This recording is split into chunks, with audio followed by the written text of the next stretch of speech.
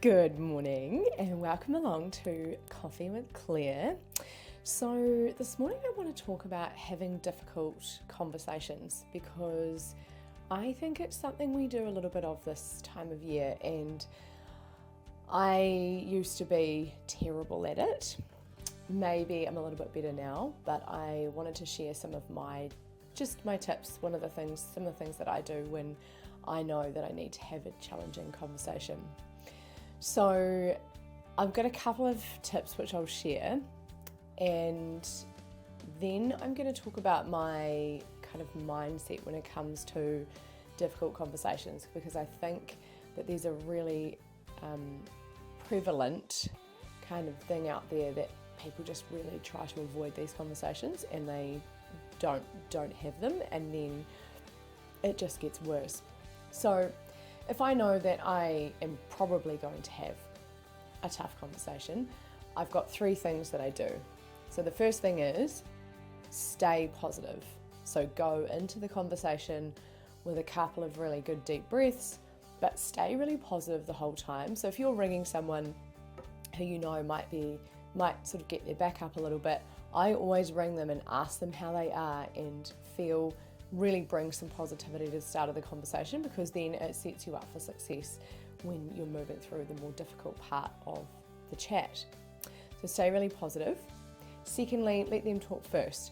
So the way that I approach that often is, "Hi John, how are you today? It's a really nice, beautiful day. Gosh, I'm so grateful. That's really awesome. Hey John, I heard that something had just not quite gone right for you. Can you tell me about that?" So really let them be heard, let them talk through what might be a challenge for them, what might have perhaps got them a little bit upset, and really just let that story be heard. And then I often will then summarise that conversation by saying, "Okay, John, cool. So what I'm hearing is that this thing happened and that this is the way you feel. Have I got that right? Yes. Okay, great." And then for me, the last thing that I often do is just try to be as honest and truthful as possible. So often the problems that I'm solving are around perhaps a client has a perception that something hasn't quite gone right for a particular reason. So actually just really talking through what those reasons are, and then talking through what the solutions are that, 1, we might have already tried, and 2, that we've got planned. And I think that just being really level and being really honest about how that has come to be, and then how you are actively fixing it and what that time frame is going to be. Because I think that if you get to a conversation and someone said to you, "Hey, these are all the things that we've done, these are the things that we're doing heading forward to fix it, I'm going to be back to you within a couple of days," it's pretty hard to argue with that, especially if that person has really maintained a lot of positivity throughout the conversation. So this is obviously a work context, and these are the ones that I'm having, more often.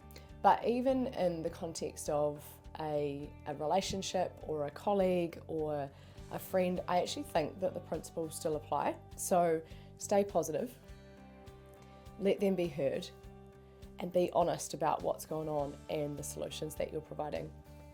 So I just thought I'd share that. It's a little bit out of the box for Coffee with Claire, but I was thinking about it last week, and I had a couple last week and felt as though they went really well. And it's taken me 10 or 15 years to get to this point, but I thought that maybe it might help some other people. So this week, if you are having a difficult conversation, please walk into it with positivity. Please ensure that that other person is being heard, and make sure that you're honest and you provide the solutions, one that you've already done and what you're going to do heading forward. So go out there, do something amazing this week, and enjoy your coffee.